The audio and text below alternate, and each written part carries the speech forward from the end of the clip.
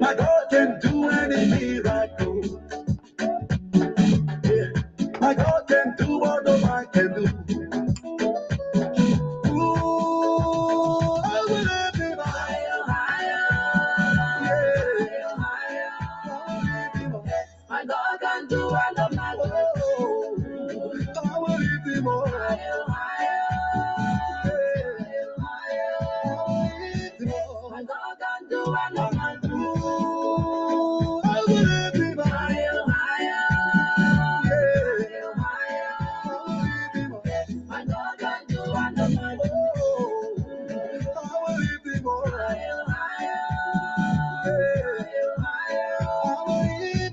My God can do what no man can do. You can do what no man can do. I want to say it's just a fire.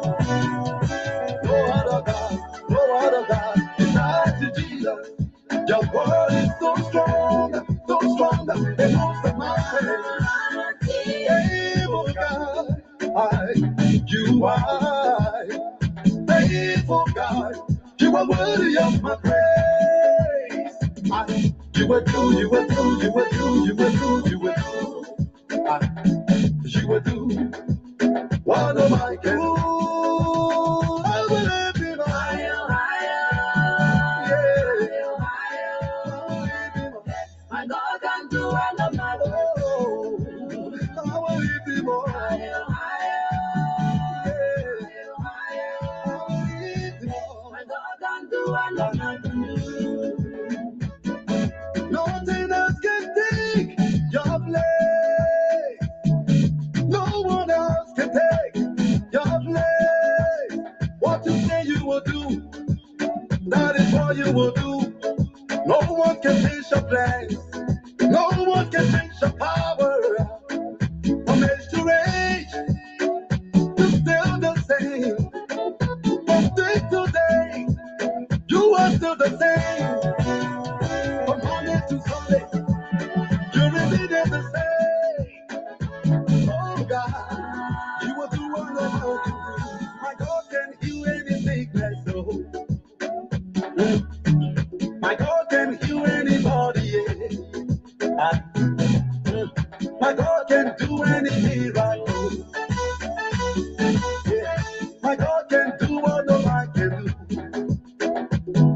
Ooh, I will lift him higher, higher. Yeah. Higher, higher. I will lift him higher. My God can do what no man can do. I will lift him higher, higher. Yeah. Higher, higher. I will lift him higher. My God can do what no man can do. I will lift him higher, higher. Yeah. Higher, I will lift him higher. My God can do what no man can do. I will lift him higher, higher. Yeah. Higher, I will lift him higher. My God can do what no man can do.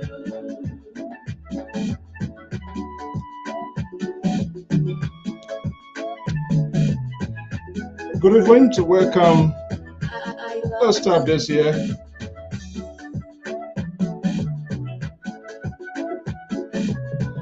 Good evening, folks. Welcome to today's broadcast. I'm Alfonso Zenso to the Liberia Public Radio 10 LPR-TV. Today is Friday. Thank God, TGIF is Friday.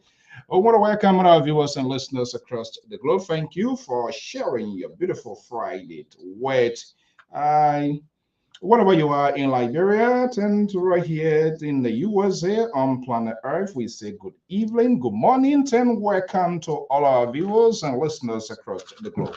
Thank you for being here this evening. Let's do a little bit quick housekeeping. Yes, of course, it's always on time. I think we need to get on a wall of commitment to this network. I'm talking about Mr. Willen Hinton. Thank you so much. May Mandial and all of that. And so much, most of you here. I mean, your commitment, your support is just amazing. Because of that, and we can't just let it go. I don't care how the fatigue grab us. We need to be here. Zon Bayota, thank you so much for coming. I am Alfonso Zenso of the Liberia Public Radio. and LPR-TV. We want to welcome our viewers and listeners across the globe. Thank you so much for your commitment and all of the support that you are giving. We want to welcome you to this network and the team of analysts, contributor of the Liberia Public Radio. Your commitment is so much amazing, and this is why we are always here. We want to say one of our analysts will not be here tonight in presence of legendary Sister Goyot. I hope that not the Liberal or Jennington sent something over there. The core is still beating up, so we're wishing the speediest to recovery in this process, and that's what we should be doing, and that's what we want to do. So we said, welcome. This is LPR TV Live with the panelists, contributors, best commentator in this business. Without them, man, I just can't do it by myself. The Liberal, I'm not sure what's going on with the Liberal. He bought me a nice mixer that I'm really having fun with, but he's on a war right now. Good evening and welcome to the show.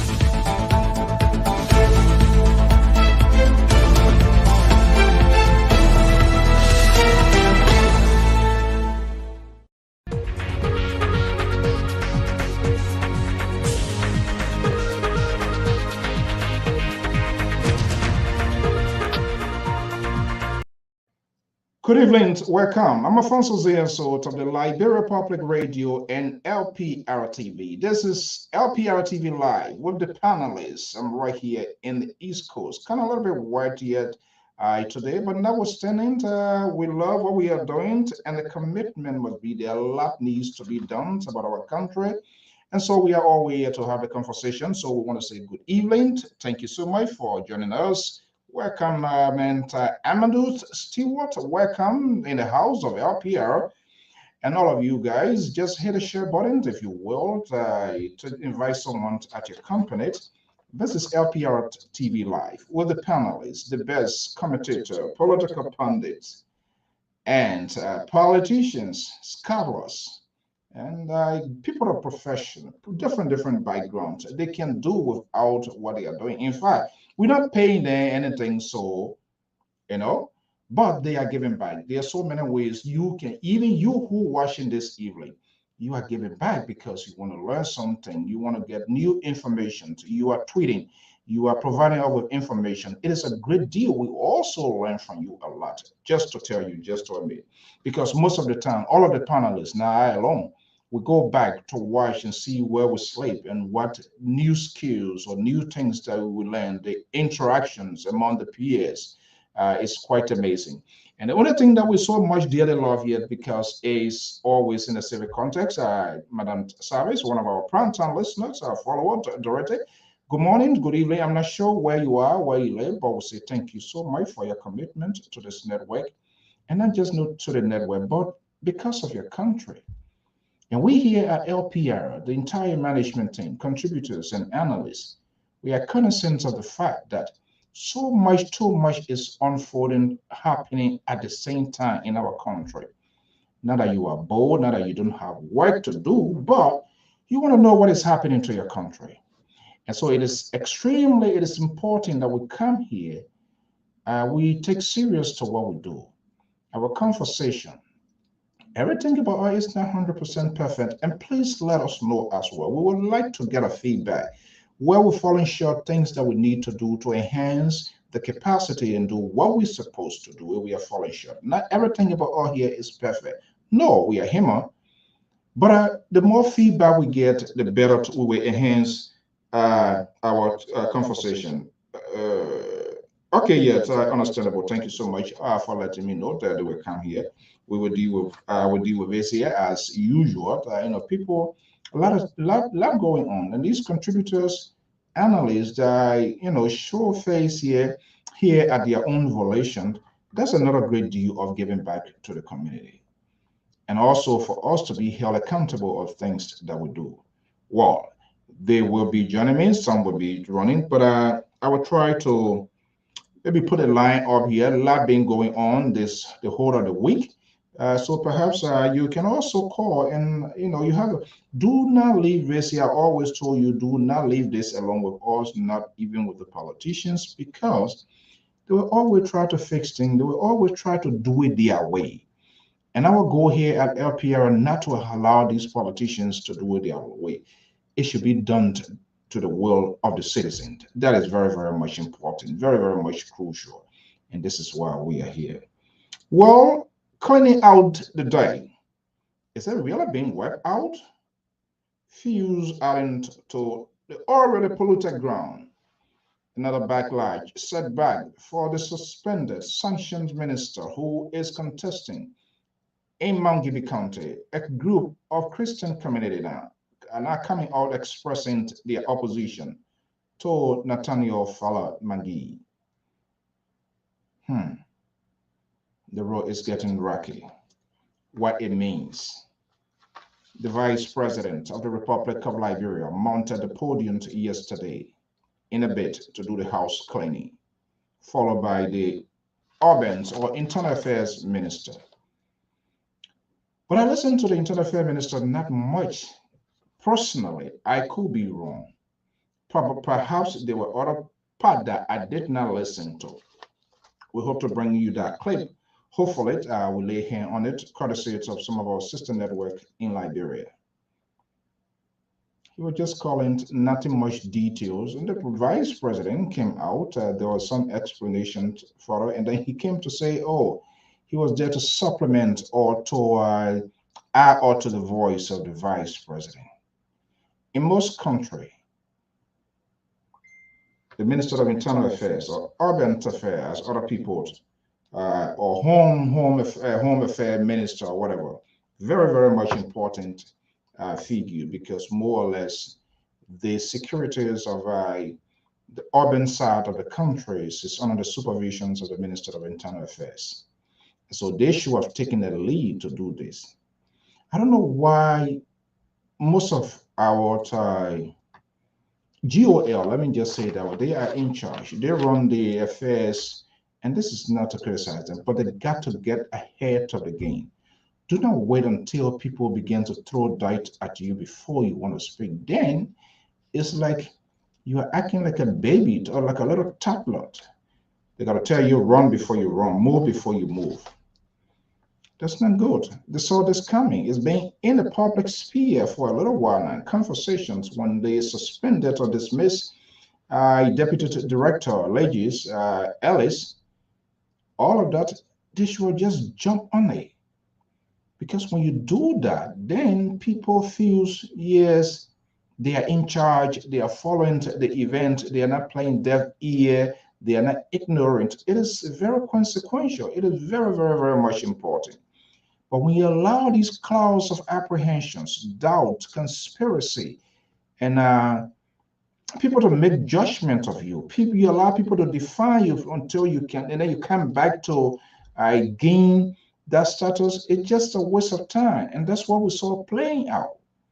Yes, the president was in there. The president left in charge someone, the Minister of Justice, in close consonance with the vice president and other cabinet ministers, or some of the confidants of the president. They will right away jump on this thing here and find some sort of way to stabilize it and not to play out for almost a week in the mouths of us and other media outlets who were like talking that much. And that's what media loves. Media loves what the news is. News is something that is concurring, that is moving, happening spontaneously.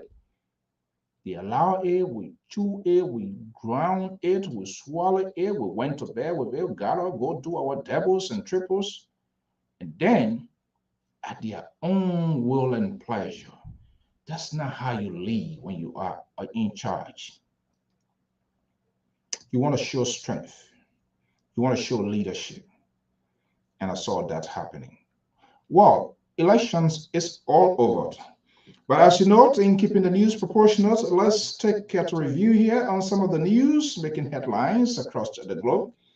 This one is not a good one. This is coming from France 24. 7 West African states look to strengthen anti-jihadist cooperation.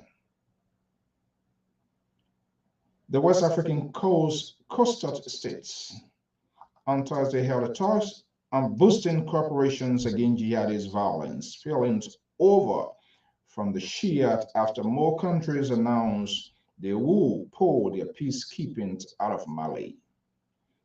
This is not good. And some of them, they are our neighbors, Guinea, Ghana, Cote d'Ivoire, Benin, Togo. And according to what France 24 is reporting, these countries are confronting increased risk from the Islamic State group, Allah, and Al Qaeda militants, waging war over their northern borders in the Shia. That's the last thing we want us to come to our regions. These people are seeking shelter. They are seeking breeding ground. And that's exactly what is happening.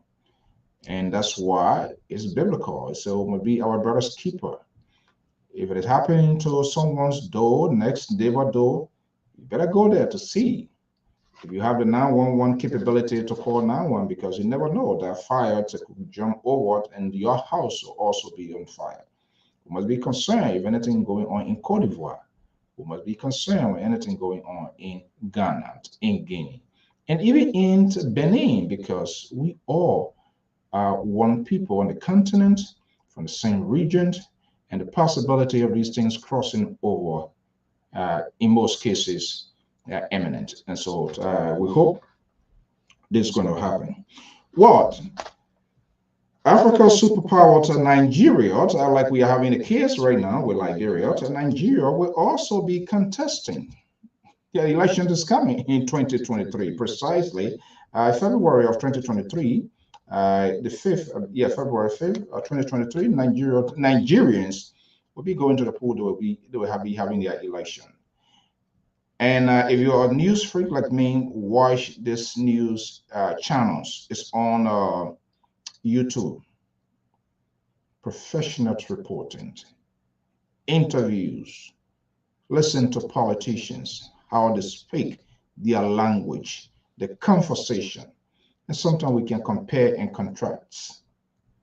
Those that are seeking, I'm not saying everything about them is 100%, but the nature of their conversation, how it's been kept, and the journalists are pushing for answers, seeking answers from these politicians is quite amazing. So watch even the Voice of Sierra Leone as well. And see the engagement, see the interaction. Most of the politicians, they are submissive to the fourth estate to have a national conversation.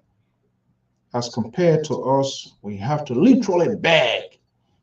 You got to go through protocols to get them on. That just is another thing.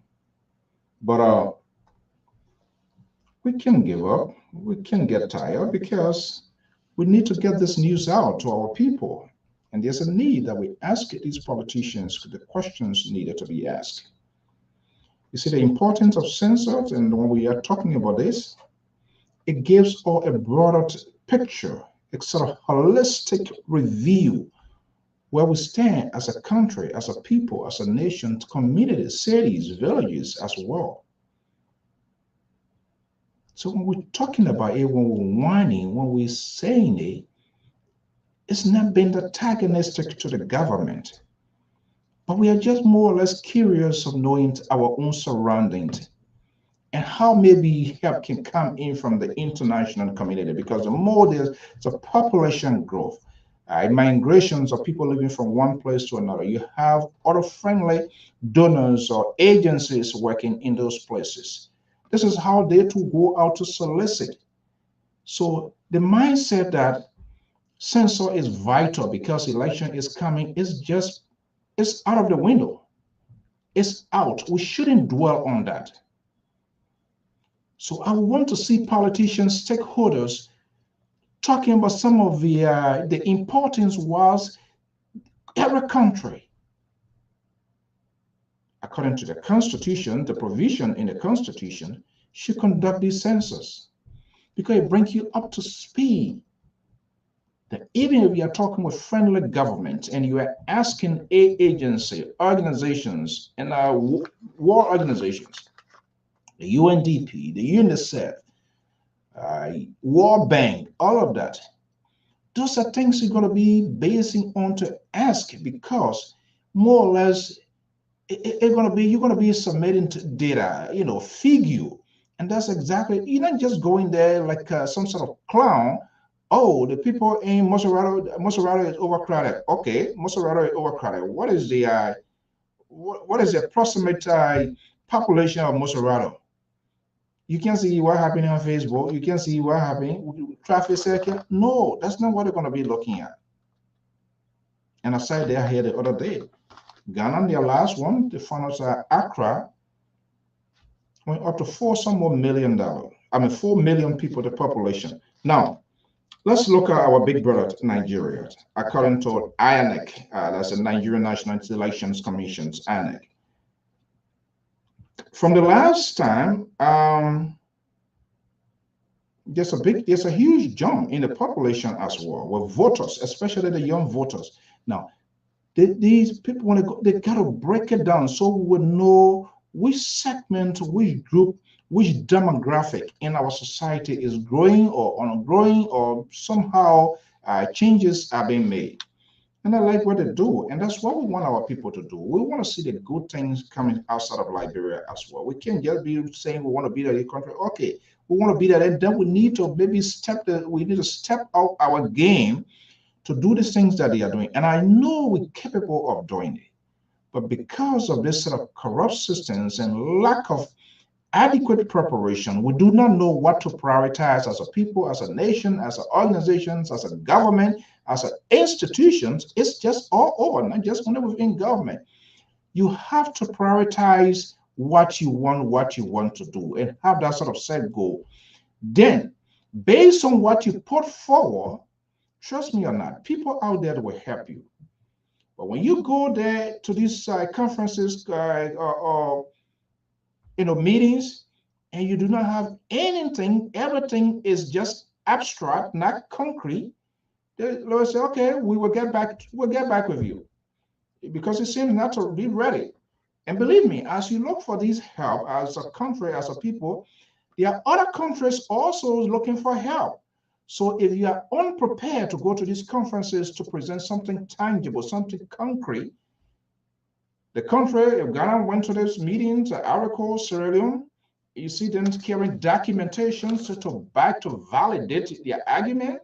Trust me, they're going to take their file, they will take their portfolio, and they'll say, yeah, this is what we're looking for. That's what we've been saying. That's why we're saying the issue of the census is very vital. I don't know why people didn't pay attention to it. What was the issue? They can't come us to tell us precisely. You have these numerators, people were trained to do this. And when you train people, you have to learn to, and that's part of the problem. It just so been disrespectful to him or can. You expect people to do things free without you paying them? It's just not possible. It's just not possible. These people, they have families. So there should be a long-term contingency, long-term planning to make sure that these things, everything are put in place. Even if about $10 you're giving to these people, and you come before the cameras and tell them, because of the good of our country, we want these things to go ahead. This is what we can offer. Like, man, I was told, oh my goodness, it's going to be another evening here. I never expected this. Yes. All right, but we'll see what happens. We'll see what happens. And talk to them, these young men to women, and some of them, from interview, what you've been saying, they went at their own volition. Some of them said they were coming from Ghana's other different suburbs of Monrovia, going to these places, and they were not providing transportation. So whatever the case, I don't know how true it is, but that's what we heard. But sometimes we'll try to reach out to those people. That's another layer to it. They are unwilling to talk to people, or they want to be selective where to go. It's because of the good of their country, and that's what we're doing.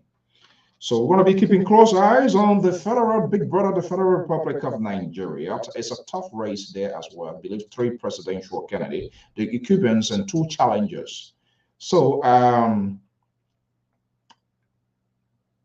the new voters, according to INEC, the Election Commission, over 10 million, and that number, 84% of that number, according to channels and INEC report, 34 went below the age of 34, and it appears, according to what I was saying, one of the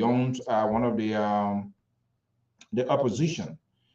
It seems to be that group, their age block is pivoting towards that opposition. But we gotta wait and see.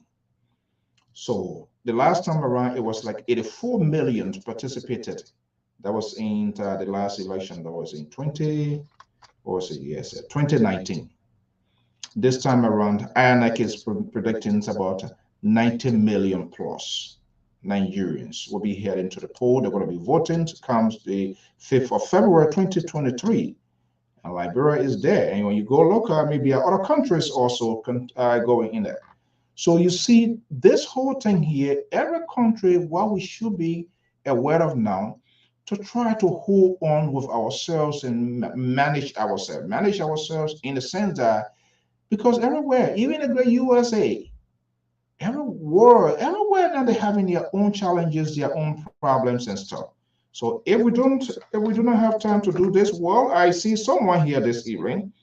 Let's see, let me bring in here, is the most liberal on this network. I don't know whether he will also involve in the retirement of Nancy Pelosi from the Democratic caucus leadership. Yeah, but history will remember. Let me bring in the liberal progressive from the Liberia Public Radio. He's based in Saxton, Sacramento. He's here. I will try by all means to be nice. I got a big surprise from him, but I told him, I think Sissy said the other day, it's not, I hope not, play to pay or whatever it is. Let me bring in the liberal here. I love the soup this year. If I better bluffing, why you putting your shoulder in the air for now? Oh my goodness. The Liberal Progressive, good evening. Good evening, Mr. Saul. I hope I'm audible. Yeah, try and pop out the volume a little bit. Okay, how's that one? Yeah, okay. Let's see, much better. Let's see. Can you hear me? Yeah, I'm hearing you. I hope for the folks that are listening to, not necessarily me, but the folks that are listening, hopefully they are hearing you. Okay, there you go. Yeah, Brown, Martin is saying, Sheldon, to everybody gonna be telling their own tale. Sheldon going for election, Nigeria going for election. So nobody got time. If you don't get ahead of the game, to get help that is needed from the international community by providing the data, something concrete, not abstract. Scratch your head, I'm going to come back. Nobody got time for I'm going to come back conferences and stuff like that. When you get coming, get prepared. The Liberal, good evening and welcome. Good evening, Mr. Saul. Thank you for welcoming us. We appreciate it. Okay. I'm not sure what that is from me, but that's not the audio that I usually get from you. So what's going on? You've been away. You can't do your total thing again this evening. Hey, my man. Ever. I've been pressing you. You're not here. You're not counting now. Your voice start acting like some kind of old man. No, I'm ready. I'm ready. I'm just a little bit tired. I was exhausted from the mechanic job that I did. I've not done that kind of job for a very long time, and so it took a lot of stuff away from me, strength. It was just too much. I watched your image here. Let's have a little bit talk about that before we get to the endless conversation always going on. A lot of you thought your Kasawali boy, a lot of you. Yes. You thought our Kasawali you are going to beat away, and boy, a lot of you brought up with something that. Yes. And it's not done. I know. I was monitoring. It's not quite done yet. When I first started, I was dancing and carrying on and thought I was going to enjoy myself, but far from it. And I'm going to post the entire video on LPR here tonight. Hopefully, brothers and sisters will be able to watch it tomorrow. It's very interesting how And this is just a life lesson. It doesn't matter how old you are, you can still learn. When I got involved, I completely took advantage of the fact that I know how to do it. And without me going in through a lot of stuff, taking my time and stuff, I was dancing, not paying attention. There was a lot of stuff that I did. I put everything back correctly. At the end, I have to change a few pumps, which I'm going to show all that tonight. I have to change a few pumps, which went well. But what happened was her keys, the keys nowadays, they have a base where the keys start, the black stuff. Well, her own broke. So what I did, I took the keys and put it in and tried to use plier to start the car. Oh, you're using it the total way? Yes. Started to use plier to start the car, and it wasn't starting. So I went all over this place, started buying other stuff that was not even necessary. And eventually, day before yesterday, she came over after she was crying because she was supposed to go to college, and she was crying, the car is not ready. She came over crying. So I thought, okay, I'm going to find some money and see if I can put a car in the shop. By next week, the car is going to be ready. So, but let me show you what I've been doing. So I took the plier. She yelled, said, Dad, look on the dashboard, it said keys. Because you didn't have the base on that. So when I put the base on, it just fired up. It was ridiculous the way it happened. So she has a car. But of course, so all the mechanics you're doing, you're not even looking at the dashboard. You are just putting it somewhere. Yeah, just using plier. So she came back today. The knock sensors, which everybody know about, the sensors that tells you that stick to your exhaust pipe, that is bad. So I have to change that early tomorrow morning. But it was all good. It was all good. Yeah, true. I mean, you're such a gifted guy. Jack of all trades. I can't just imagine what anything people talks about something to is in there. You are just all rakta man. Yeah. Wow. Yeah, a lot of stuff we try to do for ourselves. But I will post the video. Later on LPR. But thank you for having me. I see Willie is laughing. Yeah, man, they think, But that was in life. Don't go approaching things with so much confidence. You have to make sure that you leave room in case. But if you are watching me on that Saturday morning, I put one plier in, then I dance about 15. Dancing 15 minutes. Then I come because I figured I had so much confidence in myself, that I can do it. It wasn't a big deal. But to take the Kickstarter and the way they Acura and most of the new car, the way they do that, they don't want fly-by-night mechanic. They want you to take them to the shop. Kickstarter is supposed to be in an open, but the way they have it behind the manifold. It's an intake manifold, and that intake manifold has to be taken out, and there's not much room.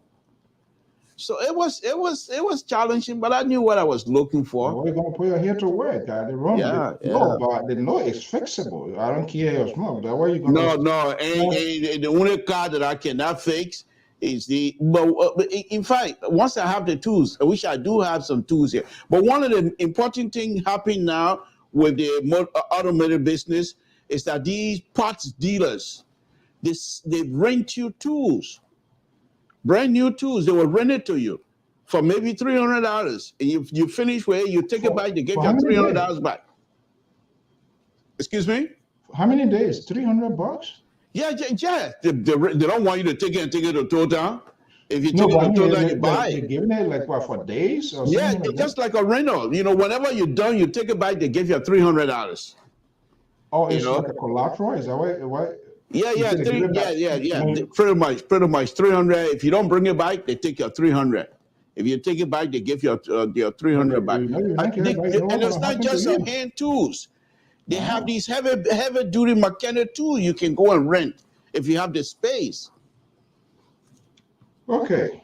Yeah, I will be waiting to see that video. You know, when people are having issue, that you want to say that, oh, let's do a video phone call, go on. I'm gonna go on a car, my can smack my head and say that make you know better. I wish I was in your area because most of these stuff will be taken care of. You and not, I will be jumping. I'll be between two of you fixing. Whatever little problem you have on your car, I'll fix it. Mr. Hine, I'm getting jealous now. Why are you President Mayor serve my broad proud a citizen of total in Zulu Whiskey? Oh my goodness. Don't start with this man here because that the thing that make people can't do it to him. You do it now, he's gonna be all over the place here. Yeah, but Mr. So, I have a sad news here from our own Jida community. Yes. There's a young lady that died 2 days ago, Madam Julia Copper Greer. She passed away. Such a wonderful, wonderful person. She was so much involved in the Jida community. She was so much instrumental in the now project that is happening, the Women Initiative Project. She was so much involved. She was just one of those people you would say straight arrow. That's who she was. She did not fool around on a lot of things that are not going to be beneficial to the people. And whenever she get herself into something, it's always successful. But she died, and I truly felt bad about it because she's a close friend, and we express our sympathy to the relatives in Philadelphia. Yeah, Mrs. Cooper, the late Julius Greer, Cooper Greer, right? Right. Yeah, very smart lady. In fact, she was, I think, spokesperson or secretary of the women. Yes, secretary. And then I tried to find that interview. You remember when the Association of Women that $10,000? Right. She was one of those stood her ground, like, hey, this money it has to be used for the purpose. So let me just before we move on here, let me just tell you a little story about my engagement with her.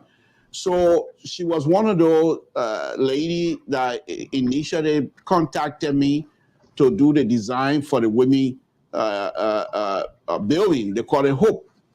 So their intent was to have a building design in a form of H, which stands for Hope in Zwadru. So I went into it.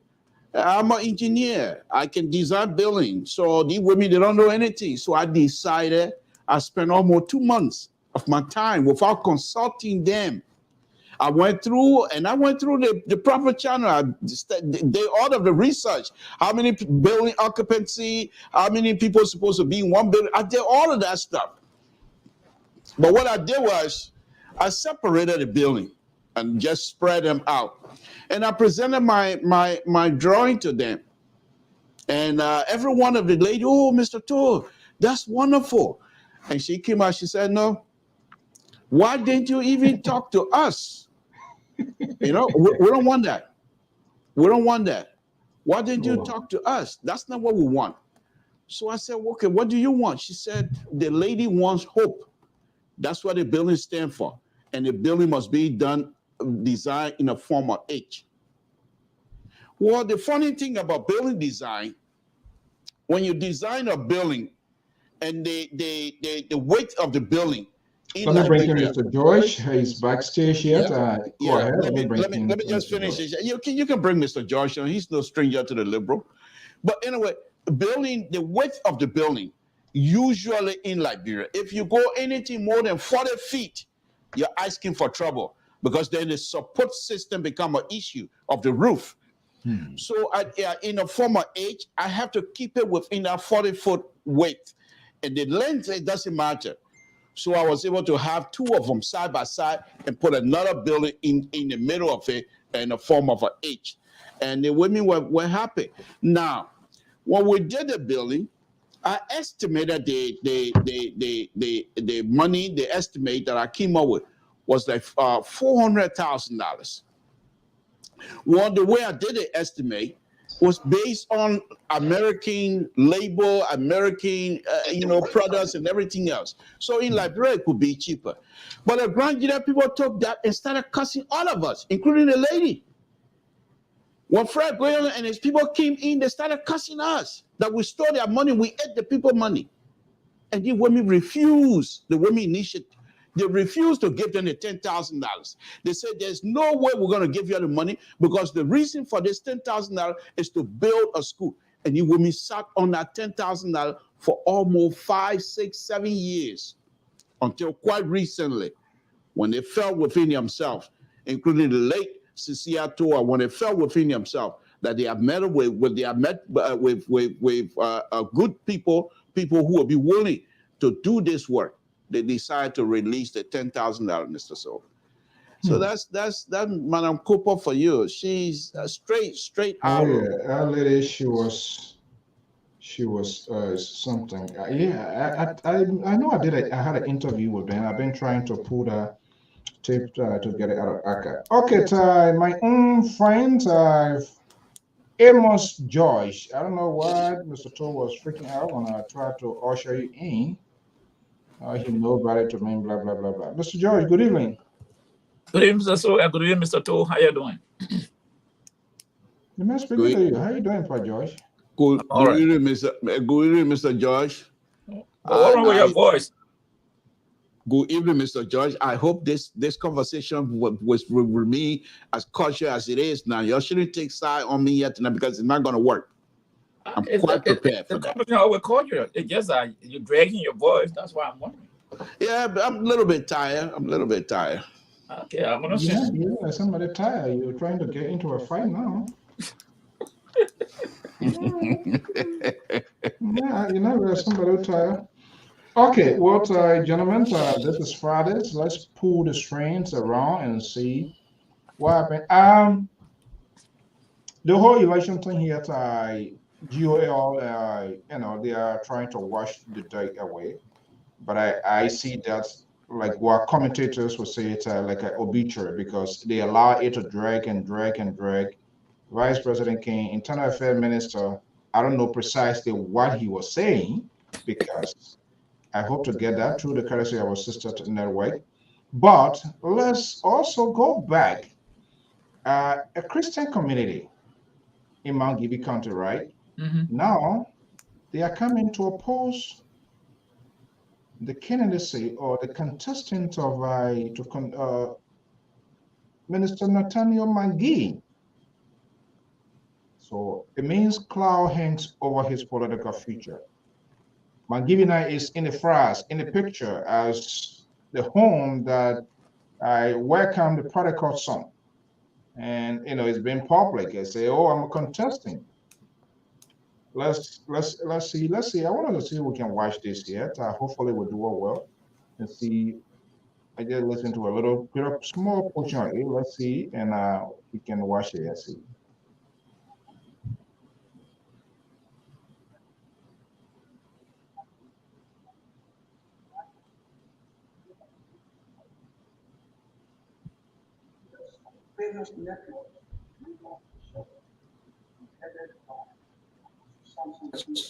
B.S. Quito, and then we have our own father, the bishop, Is it audible?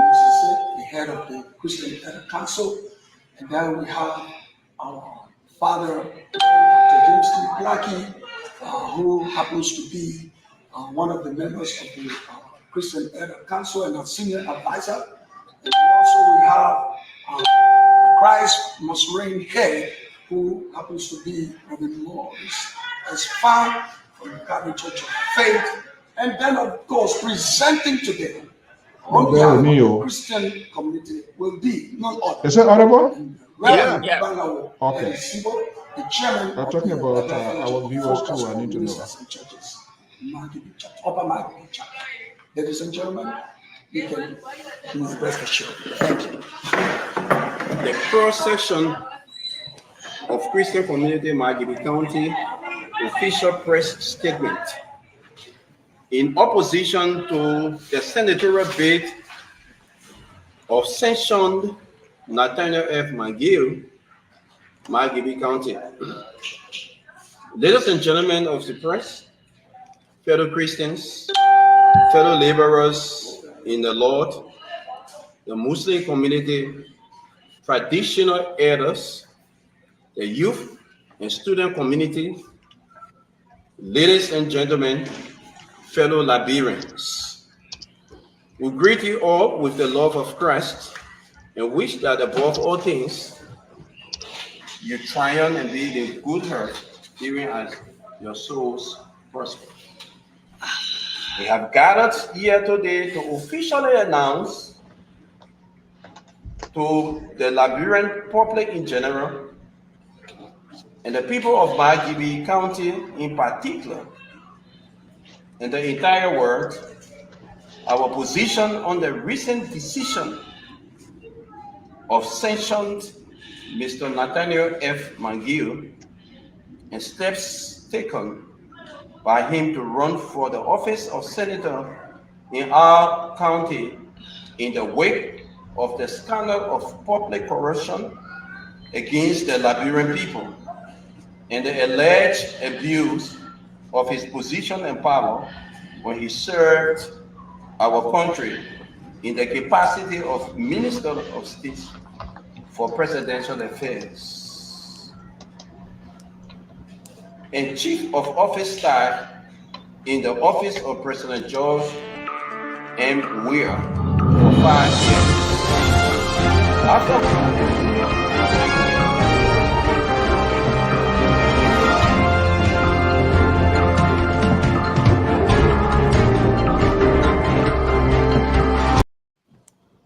Okay, guys.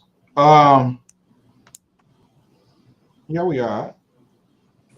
Christian community, other folks from other maybe denomination coming up in an open press conference and outlining, reminding Liberians, reminding the public, donors, finally government.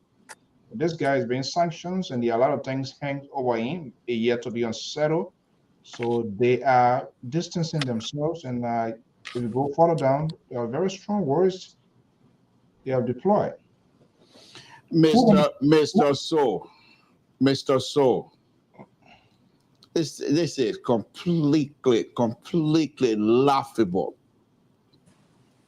They better stay preaching for us. They better continue to pray for the Republic of Liberia. And this is what we have: separation of churches and state. I believe that also is in our constitution. Mr. So, they are Liberians. They have the right to associate themselves with whoever they want to associate. But to say in the name of God that we don't want this man here, you're speaking as a Christian in the name of God? Laughable. I really don't support Minister McGill Shilankin of trying to seek a political cover here, as I will call it, from the United States and the sanction weight that is on him. But for this group to come up and make this kind of statement publicly, I think it's something that I don't take kindly of. We have to have these people to separate themselves from the political arena. They have the right, as citizen of the Republic of Liberia, as citizen of McGivey. If you don't like what McGill is doing, you don't hide yourself behind the pulpit and then come and say you're talking to us. You come out as a group. You don't have to be a Christian. You don't have what. So now you calling yourself Christian against. So what happened with the Muslim who also might be against McGill? What happened with atheists who also want to be against McGill? Do they have room in your club? Please, this is unacceptable. As a liberal, I frown on these kinds of behavior, Mr. So. I think the idea of these people, they're playing a deadly political games. And it's unacceptable. I think they should have, what I think they should have done was either come out as a citizen of McGivey and not associate yourself with the church. Fine. Either you go, if you want to associate yourself with church, you can still go as a parishioner. You can go to your members and talk to them individually why you don't think McGill has a right or must. What's the difference in that? The difference is these people came out and calling themselves a Christian group, hiding behind the puppet of God. And this is exactly, I believe, in one of the Bible verses where Jesus Christ decided to whoop the people in the gospel, in the church, because they were selling markets and things like that. This is not how it's supposed to be. So I to be honest with you, I think they don't have a leg to stand on. Now, let me speak on the general issue of McGill and his section. What I believe McGill is doing, for me, it is unacceptable as well. You cannot hide yourself, wrap yourself around the Liberian flag and hoping that the Liberian flag will protect you. No, if you're corrupt today, you will be corrupt tomorrow. Come and you know you're not corrupt. They know that all these allegations are false.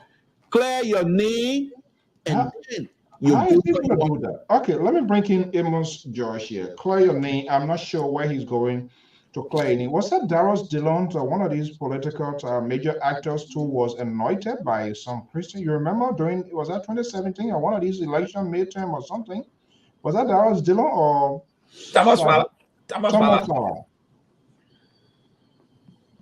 Yeah. Let me say this. Now, when they are trouble in the country, we say churches are not speaking. Now, when some group of people who like to be Christian, they speak against them, Mr. Toe is raging on them. So where do we find ourselves? Because we always say the church, that is the backbone of the society. We look up to the church. When things are going wrong, we want the bishop to speak. We want the pastor to speak against it. And we saw it many times in Liberia. The little Bishop Francis. Bishop Wow. Bishop Brown of the Episcopal Church. Michael Francis, all of them. They were Bishop Francis, Reverend Brown of the Episcopal Church. The late Emma George, all these people, the little Mother William Duclair, Mary Ravel, all these people spoke against the government, and they were speaking from the pulpit. So what made that different, and what made these people different? So for me, the Constitution provides freedom of speech, and if these people think they have the right to question someone in their country, then it left with the country. It left with them to decide. So I'm not going to climb down on them that they don't have the moral ground to speak or no. It's separation of church from the state. This thing is just about the money. That's all. The churches run all around, even in this country. Bishop speak about ills in the society. Will you say it's not the right? No, that the king spoke about ills in the society, and it still continues today. So how can you say that these people don't have the moral ground to speak on issues affecting them or that will affect the country? Even if they came as a group from one religious group, that's it. Another religious group can come and say, hey, well, endorse Mange. What will you say? So that's the issue. So for me, hey, if they have the right, if they say they don't want Mange, fine. But will that stop Mange from running? No. If he wants to, it won't stop him. They are just expressing their feelings as a group that belongs to some religious group. That's how I look at it. Liberal, any counterpoint? Mr. So, I am not here for Kumba here this evening. As you know, it's Friday afternoon. Your soft-spoken central right has made his point. I don't agree with him. These people, if they have the right, they have the right to speak up.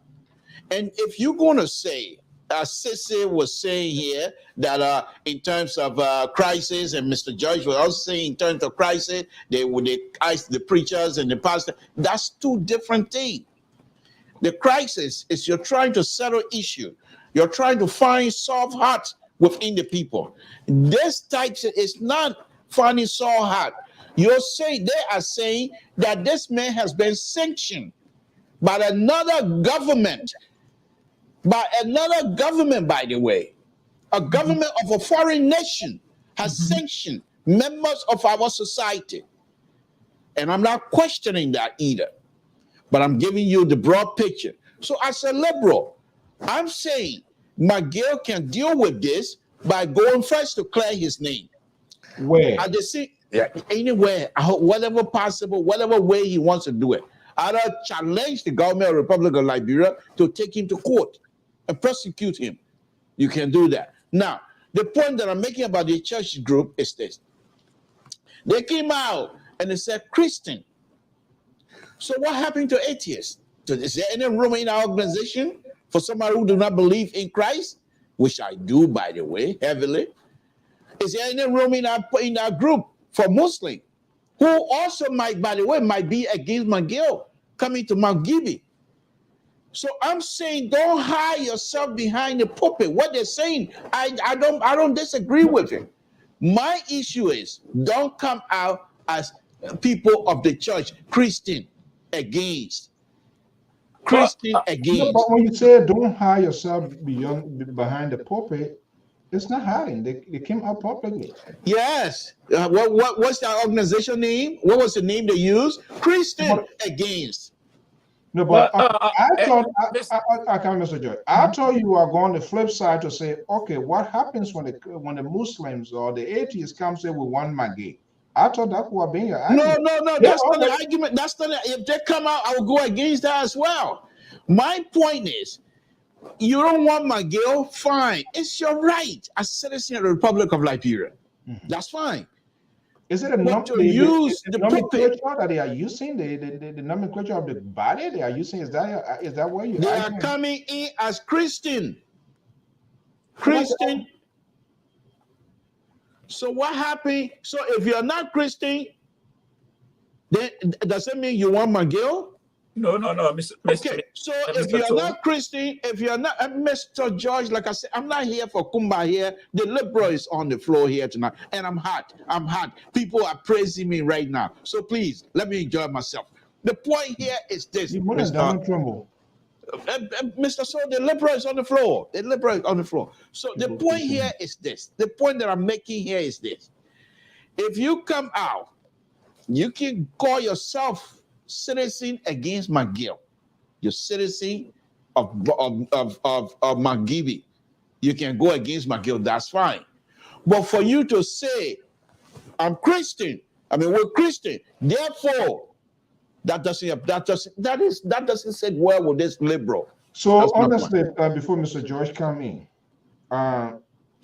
based on your argument, for discussion purposes, we'll go with your argument. They comes out as citizens against McGill, and you recognize that there's a pastor of a church or bishop of the church in that group. Will you still consider that? No, because he's not coming in as pastor of a church. He might be recognized by the people who are looking.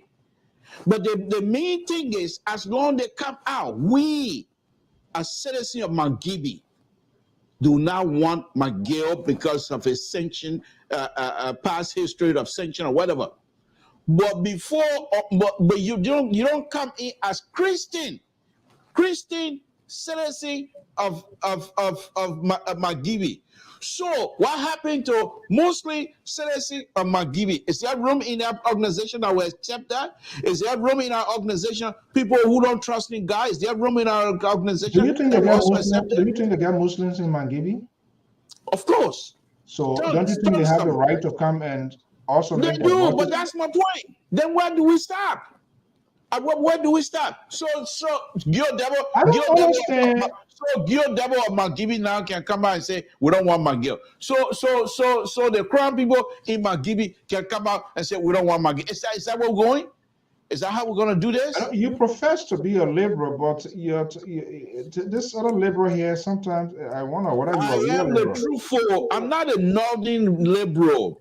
These people from the north, from Chicago all the way north, Massachusetts, Rhode Island, Connecticut, those are fake liberals. Minnesota, all of those are fake liberals. When the real fight comes, to defend the right of the people, the northern liberals, they will run away. They've done it before. They've done that Okay, since before. there's treating, Mr. George coming, but since there's treating that these people, they are making a moral argument. Are they That's right why to I make that said. Well, that's fine. So You can look, make the Mr. moral argument without you Mr. calling Todd, yourself hold on. Christian. Mr. Todd, I have the floor. Okay. Now you hold on, Mr. No, Todd. no. But did you recognize Mr. George, Mr. Yes, Soul? I do. Oh Jesus!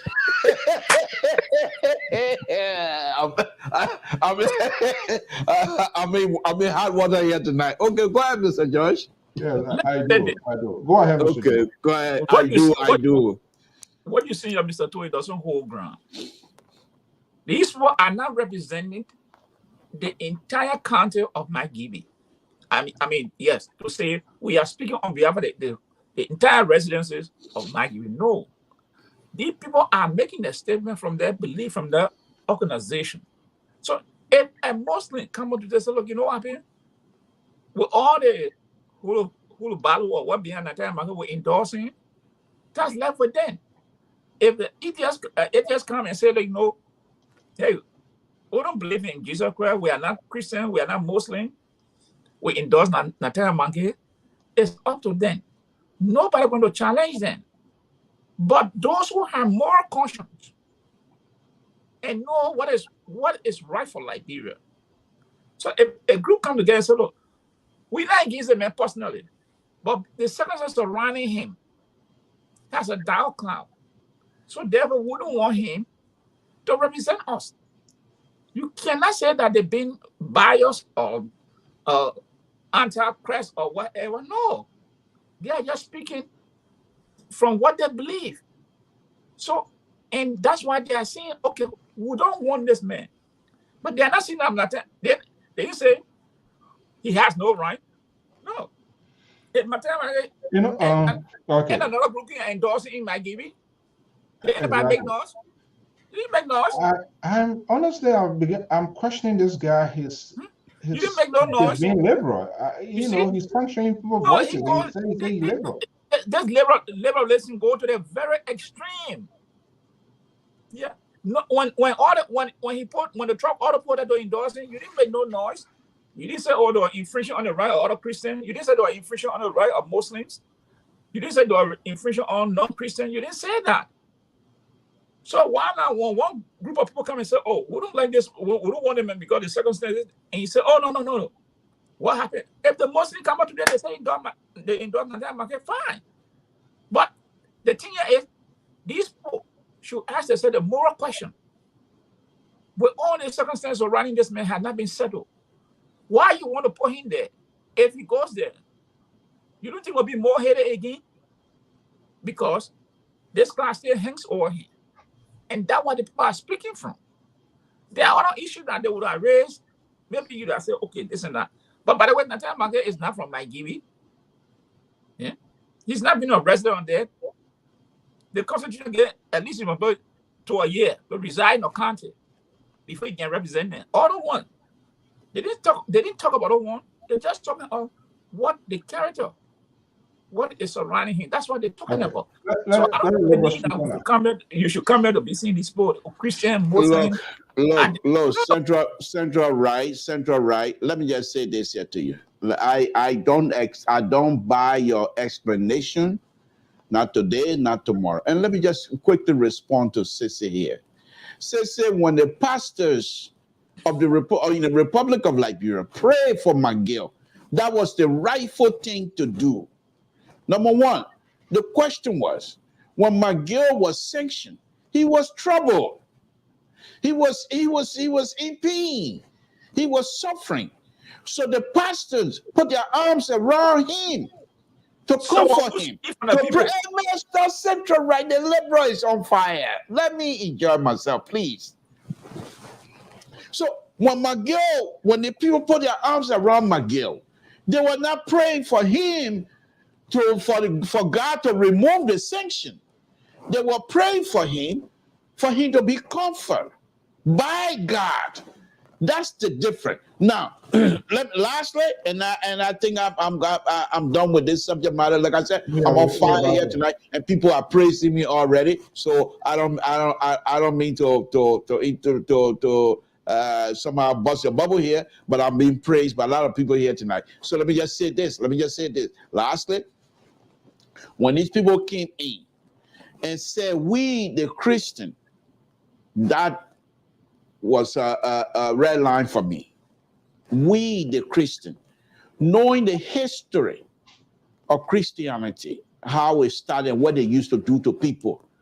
Now you're coming up again, we, the Christian, unacceptable. Not in Liberia. You want to make that decision as a citizen of as a citizen of Mangibi, you have the right to do that. But say so. Take Christ out of it. Okay, let's maybe we just thought that get people but overall, does it help or hurt Maggie? What do you think, the liberal? Well, politics, yeah, it hurt him. It hurt him. Mr. Josh? Look, the point here, it hurts the entire market. The first thing, the entire market is not in good rapport. I know the junior or senior senator, it might want to go of Mangibi candidate. He voiced us straight before that, no to Mangiel.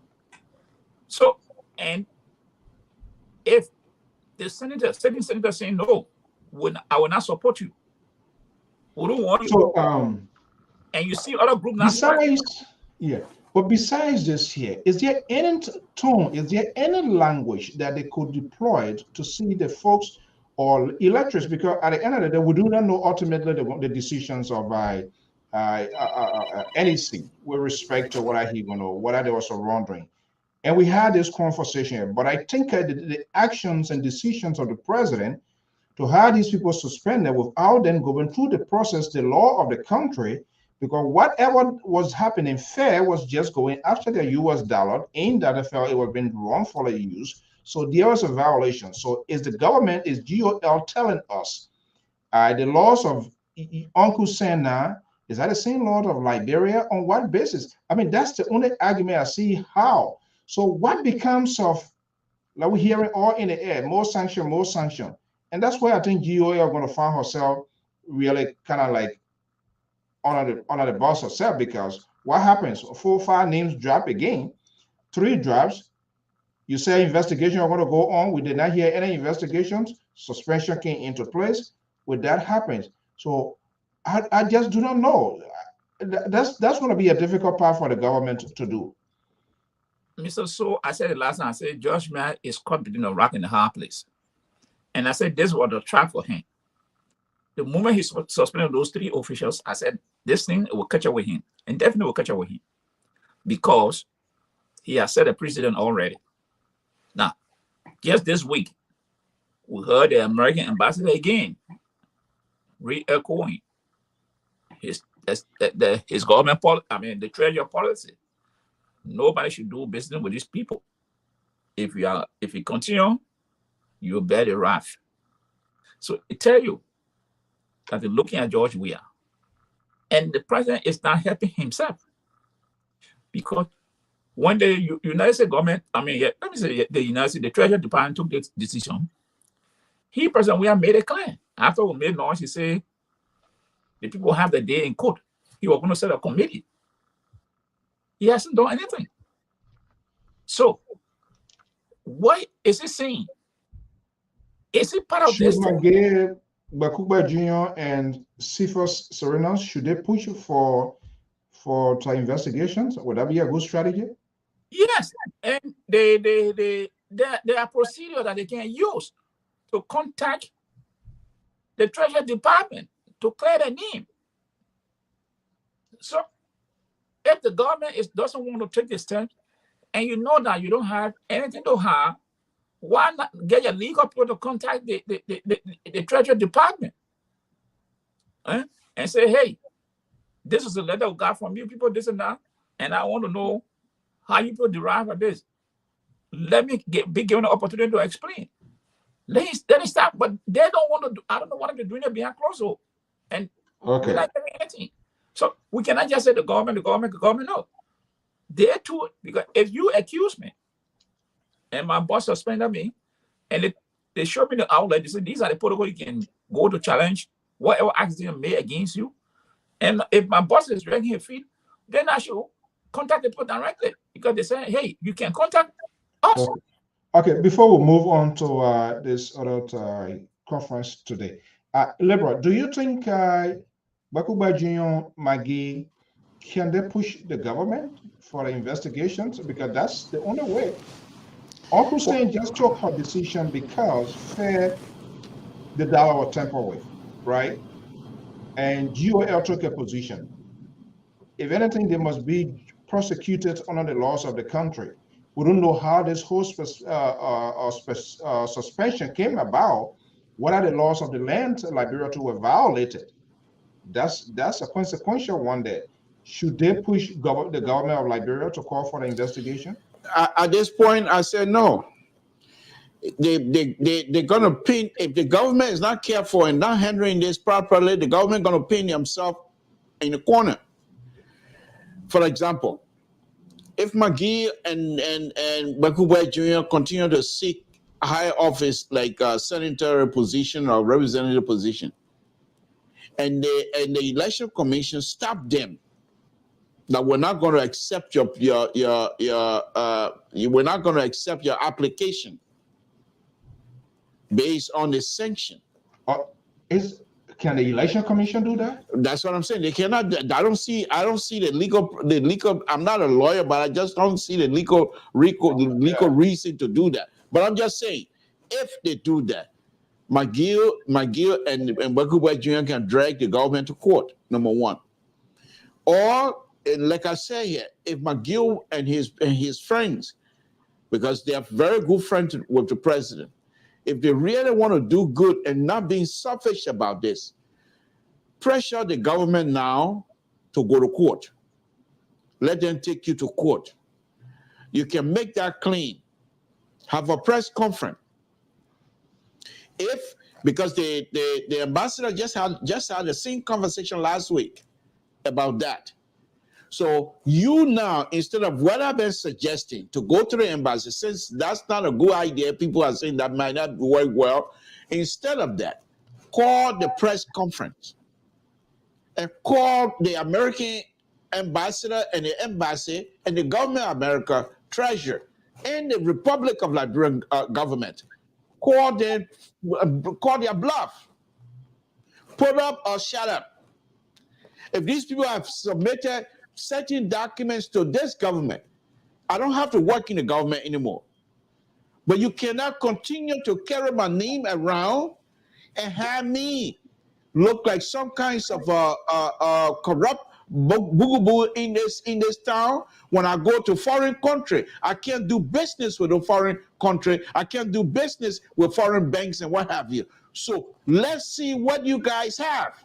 And if the government of the Republic of Liberia will come and tell you, McGill or Bakuba Jr., no, we don't have evidence against you, you go to the international court and sue the American Treasury Department. Okay, let's take a break. We'll be right back, and we're going to look at the conference, the press conference held today by the Urban or Internal Affairs Minister, Republic of Liberia. From the West African nation of Cote d'Ivoire, Liberia Public Radio and Television present Business Diary. This program focuses on the activities of business institutions and individuals in society. I'm Jeremiah Sao Senior, CEO of All Nation Bank. It has been very good to have this business established here. We are 1 year since we opened here in Anono. There have been few challenges here that have faced in this country, and that is all about the language. But here instead, I refuse to be deterred. I refuse to be discouraged. I open a business and things have been fine. My name is Mercy Bangarilanga. I am a finance officer working for an international organization. I have a master's degree in business administration. So today I'd like to take the opportunity to talk to you about the COVID pandemic and how it has affected the business sector in terms of me working in an organization an international organization. Don't miss out. Be my guest. It's coming soon on Liberia Public Radio and Television. Well, folks, this is LPR-TV Live with the panelists, usually here at Monday, Tuesdays, Wednesdays, and Friday with the panelists discussing a wide range of issues right here on the Liberia Public Radio. Tonight is the Liberal Progressive, Samson Gloku Bronto, and from the far right is our own man, Amos George, here this evening. Thank you so much, guys. Let's come back here and see what's happening. Okay, the fallout still ongoing. GOL allowed this conversation to drag on because their inability to capture it, to put it to a rest. We saw Omen Boycott mounted a podium, making the argument. Alexander Cummings of the ANC, of course, the far right guy. I mean, they always, he can look so presidential in his sort of safari or those higher suit, flag and all of that, and everybody try to get it. But finally, the vice president. The vice president, you had a chance to review the vice president press conference, the Liberal? And by George, you watched that? No, Hey, I've not seen it. For Julius, welcome in the house. You watched the vice president conference? You didn't see that, right? No, I have not seen it. Okay. Mr. George, you saw that? Oh, yeah, he came high on George Weah. Say it again. I said he came down high on George Weah, the government, saying that the country is on autopilot. No, I mean the vice. I'm not talking about Vice President Boyka. I mean the current vice president, Madam Joa Howard Taylor. Mika press conference yesterday. Let me say this, Mr. So. People don't take Liberia serious. With all the respect to Madam Joa Howard Taylor, why would the vice president, the first thing I asked myself, why would the vice president leave her office to go to the Minister of Information to conduct a press conference? Why?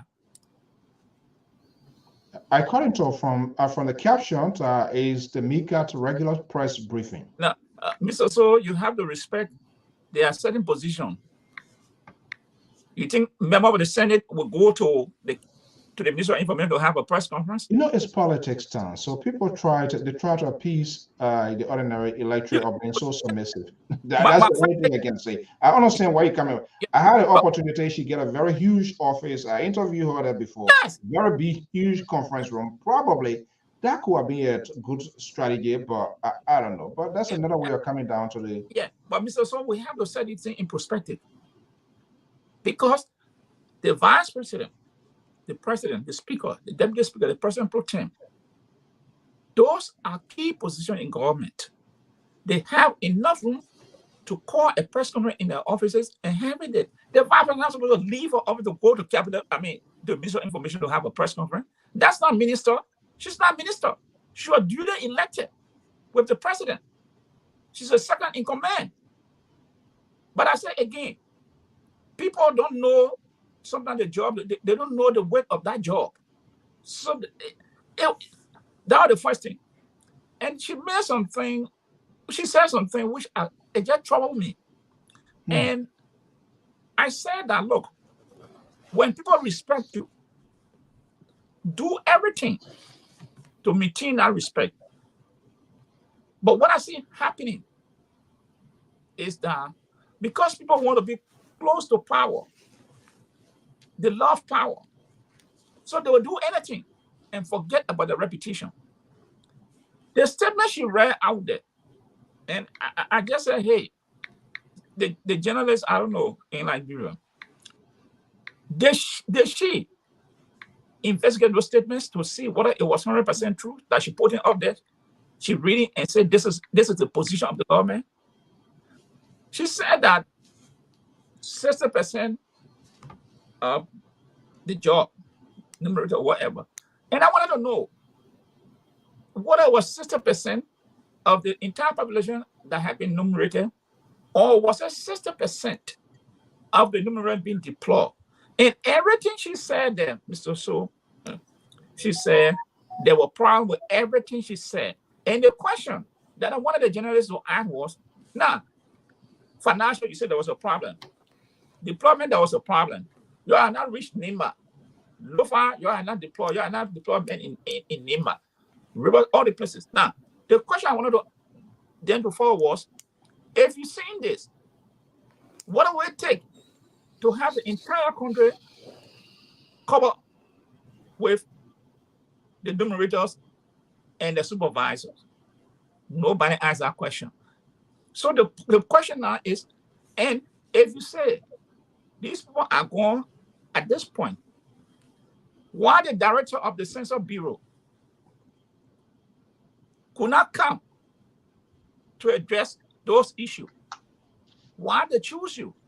Why were you chosen to come and address something that you have no knowledge of? They just pass on documentary and you read it from it. Are you sure that you're not being set up? Why Senator West, the chairman, could not be to conduct that press conference with the director of legislation? Why are you vice president? Now, you have put yourself out there now. And if anything goes wrong, you can't say you didn't know. And these are some of the arguments that I'm making. The director of legislation, the board of directors, they should have been in that press conference to address the Liberian people, because they are the ones who directly interacting with the people. But you come and say, oh, the government is doing it, and everything you spoke of is all caught up in ash. Oh, we're going to do the one. Oh, we're going to do the one. We're trying. Now, the census, everybody you talk to who have an idea, they tell you, say, this census will not be so. And then when she started playing politics, when the ball asked her about former VP broadcast speech, then she went and said, oh, but don't you know when they conducted the census, people were calling that they were not counted, and we said, okay, let's just try to fix it. Also, we can do similar thing. Nothing is impossible. Okay. Sometimes, and like you said, the frustrations of, I don't know how we can undo that by our colleagues, the members of the four estate, not to put them down, but they don't follow through. When people speak, you got to be able to pick up these open-ended questions of somebody to be explicit of what they're saying. 60%, whatever it is, where is it coming from? Which part of the country, and where is it being done? These people, they are clever. They always manipulate. They always try to go through the system, and if you allow them to just flow, and they can't get a pushback, that's what happens. The vice president, I was a little bit, but the most ridiculous conference that was held, I don't know what. I think what I think my guess was, it was already out there. Maybe, you know what, Mr. President, we got to speak somehow. Let somebody be heard.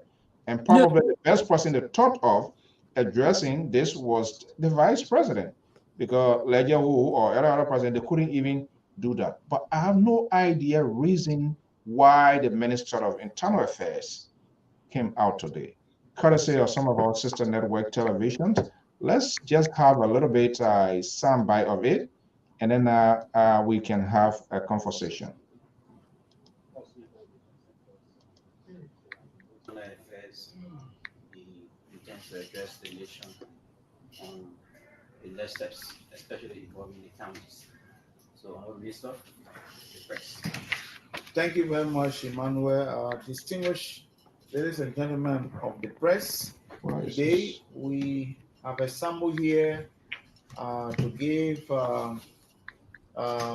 press to talk to you, the press, concerning what is taking place with respect to the census. And this is just in addition to the press statement yesterday, or press conference yesterday. Is it audible? At the I can hear you. Republic of Liberia. I mean the audio. So the audio very clear. The vice president. As I said, distinguished ladies and gentlemen of the press, we are aware of the challenges surrounding the census. However, the government of Liberia and partners are exerting all possible efforts to address the challenges and ensure a successful national housing and population census of Liberia. I strongly believe that the success of this national census cannot be left with the government and partners alone. It requires the collective effort of all of us, including you journalists. In this light, and for the successful conduct of the census, I am encouraging all citizens and residents to cooperate with the census team, including inspectors, commissioners of the districts, mayors of the cities, community chairpersons, zonal heads, paramount chiefs of the various chiefdoms of the counties, clan chiefs of the various clans of the counties, general town chiefs of the general towns of the counties, and traditional leaders throughout the Republic of Liberia to be receptive to census workers. This is about our country, and this will be a national undertaking. I also plead with the women and the youth leaders, civil society, and other stakeholders to work with the census team as they visit your homes. I wish to encourage all religious leaders, our pastors, our imam, as you get to the pulpit, please speak to your congregation about the census. Imam, Friday congregation, I'm asking that you please encourage our citizens to be counted. To include the message of the census in their sermons. So let the census be even a sermon that this coming Sunday my plea with our religious leaders, so you can preach on the census, the importance of it. Census is about development. To political actors and political leaders and their followers, I am sincerely encouraging you to join this collective effort.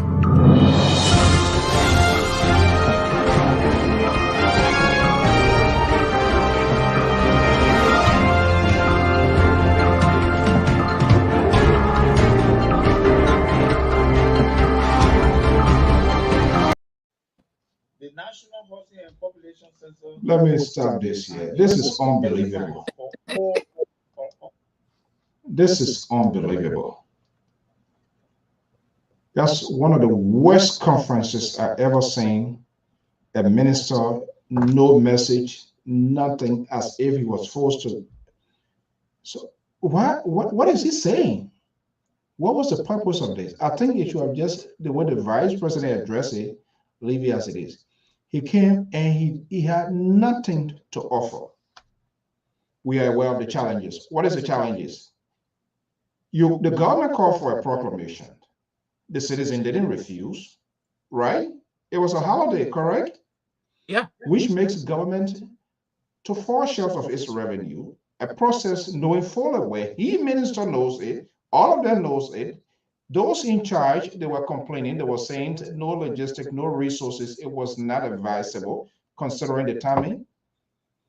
He telling pastors, imam, to turn that into sermon.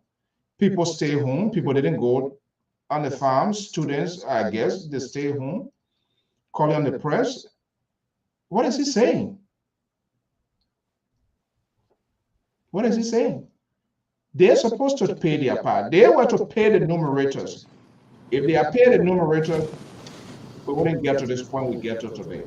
So why is he telling parents, telling journalists, telling imams, telling pastors to change their sermon to a sermon of a censor?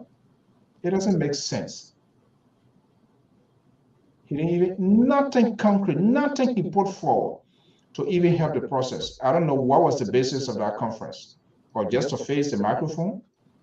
Samson told, can you conduct a conference? What's the essence of a conference? When you're hosting a press conference, you bring in new development, something strange that the people don't know. All of the things that he outlined, those are the things that get us to be where we are today. No solutions, no remedy to put forward. You call for holiday, people stay home. People didn't go to work. People didn't go to job. People didn't go on their farms. You were to pay the enumerators to carry on their exercises. They never refused because you didn't pay them. That's how the whole thing came to a halt. And they're telling us now what should we do? Mr. So, and this is very sad. This is very sad. But then again, all that I can say on this is this. It seemed to me that the defeat of this government in the 2023 election, it just down the hill. Before I used to say that this government, specifically CDC, will be tough to beat. I still believe that.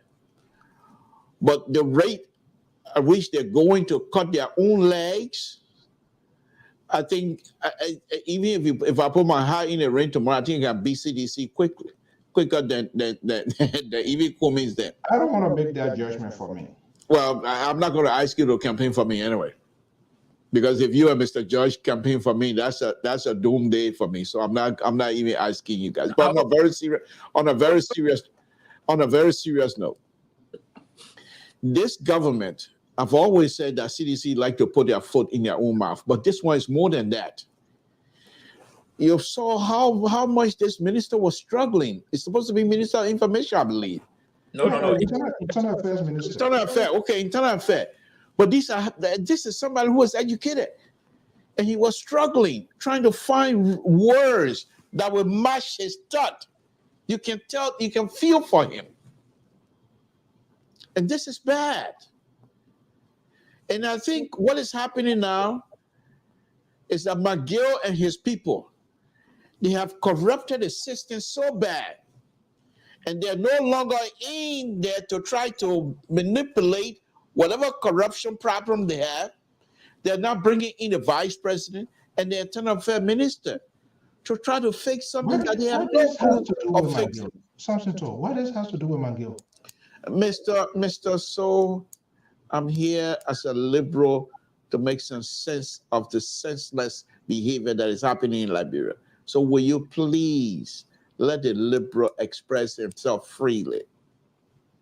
I'm not in a courthouse. I'm not on any kinds of obligation to put my hand up on a Bible right now. Thank you. The point that I'm making, Mr. So, McGill, if McGill was still in government, I believe he'll be more than a spokesperson right now.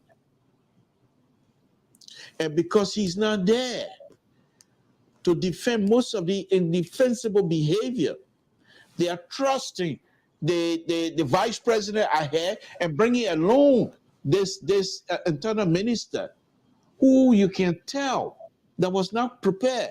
You can also see from a little bit that I saw today about the vice president, she was not even prepared either. And so they put these people out front to help them navigate in the troubled waters. I keep saying the ship is rocking. The ship is rocking.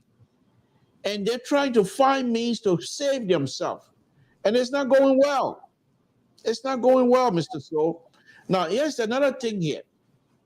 And I talked to Jonathan the other day, and I brought this to his attention. And this is pretty much it's in the same line.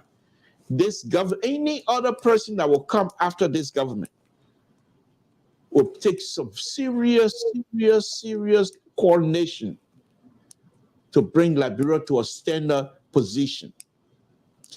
Let's take, for example, and perhaps it is off tangent here, but let's take, I'm liberal, I'm all over the place anyway. Let's take, for example, this government came to power, somebody are in that behavior. They came to power and decided to blow the wage bill out of the water. Another government are going to come in. Look at the people that are working for this government right now. Many of them cannot perform real duty, but they're on payroll. So the next person you coming in, you know these people are not able to do the job. What do? Fire them? What do they go to earn living? And this is the kinds of problem that people are going to face. Look at this census stuff. Why the money there? And not only that, the ID card people that's going to be printing the ID, the government owe them millions of dollars. And the people stop their printing. They stop it. It's in the news. Who's responsible for these things? And where's the president? Is he in Qatar right now, getting ready to watch football game? Why these things are happening? And that's what I'm saying. CDC and Dr. Weir, perhaps that they already give up. They're just in it now for the formality, but they already give up, it seems to me, that they're not going to fight for anything. Anybody want the position, all the Liberian people, if they trust you, they elect you. And this is sad for all of us. Mr. George? Yeah, let me just go back to the thing down. The public relation officer of Leslie, the other day show on Team Max show. When he was talking, it hurt your head. She said that the numerators that was selected, there were other people who went and sat down for this aptitude test, who was not listed. Then the question I asked was, okay, but why will you have people who are not listed, shortlisted, to go to sit for a test? Why will you allow them to go there? First place. To show you how the people are disorganized. You say you got 50% that you are shortlisted, for example. Then you go to a testing center, you see 100% that in line, additional 50 in line to enter the hall. Then you say, oh, there were people who name was not on there, but they didn't appear because they said they went for the training. Why the first thing why you allow that to kind of happen? You can see the failure from the ground. Okay, the failure from the ground. Now, let me go to the vice president. You see, this is why I would say, anything you are not prepared for, do not let people embarrass you. She said yesterday, the censor, we're doing it for 25-year development plan. Now the censor went for 10 years. Yeah, she said it. The reserve the censor will be for 25 years. No, madam. It's only 10 years. That's why I said, do not let people embarrass you. Because you are asked now, so you got to say something. Because you are now briefed of these things. Now, so this Minister of Internal Affairs, these people are not proactive. The Minister of Internal Affairs is a very strategic and powerful position. You control the entire local government. That is from the superintendent down to the general township.